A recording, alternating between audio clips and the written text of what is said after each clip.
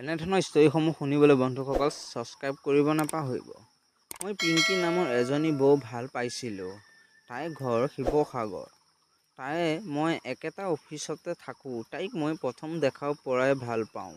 মই তাইক বাৰে বাৰে চাই থাকোঁ। তাই ক'লে, তুমি সদায় মোক কিয় এনেকৈ চাই থাকা? মই ক'লোঁ, নাই এনেই। তাই ক'লে, কি নে? মই ক'লোঁ, ভাল লাগে তোমাক। তাই ক'লে, কি? মই ক'লোঁ, নাই একো। তাই ওচৰৰ পৰা হাঁহি মাৰি গুচি গ'ল। মোৰ বহুত ভাল লাগিল। তাৰ পাছত মই এদিন তাইক ধাবা এখনলৈ মাতিলোঁ। তাই আহিল। আমি দুয়ো অলপ ড্ৰিংকছ কৰিলোঁ। তাই অলপ নিচা লাগিছিল। মই সৰুকৈ ৰুম এটা লৈ তাইক বিচনাতে শুৱাই দিলোঁ। তাৰ পাছত তাইৰ ব্লাউজৰ ফাঁকেদি তাইৰ লাহি-পাহি বাটা দুটা ওলাই পৰিছিল। আৰু মই দেখি মোৰ টুপিৰ আগত পানী।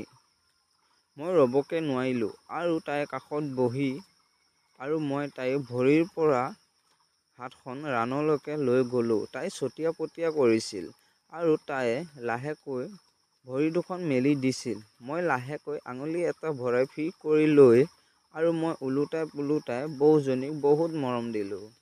তাই চকুযোৰ মুদি মোৰ মৰমৰ সোৱাদ লৈছিল।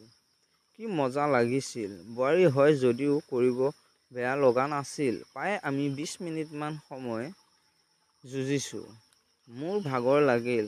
বৌ উঠি আহি নিজে নিজে পৰিলে আৰু মই কঁকালতে ধৰি বৌৰ সোৱাদ ল'লোঁ। তাই মোক এৰি নিদিয়া হ'ল।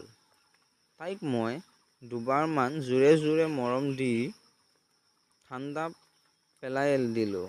আমি দুয়ো গুচি আহিলোঁ। কোনোবা দিনাখন তাইক মন গ'লেই হ'ল, অফিচতো ৰেহাই নিদিওঁ। বাথৰুমত হ'লেও কাম ভাগ চলাই দিওঁ। আৰু এনেকৈ পিংকি বৌ বহুত বছৰে কৰি আহিছিলোঁ। বন্ধুসকল, এনেধৰণৰ নতুন নতুন ষ্টৰীসমূহ শুনি থাকিবৰ বাবে চেনেলটো ছাবস্ক্ৰাইব কৰিবলৈ নাপাহৰিব। আপোনালোকে ছাবস্ক্ৰাইব নকৰে। ছাবস্ক্ৰাইব কৰিলেহে আপোনালোকৰ বাবে আৰু নতুন নতুন ধুনীয়া ধুনীয়া ষ্টৰীসমূহ লৈ আহিব পাৰোঁ।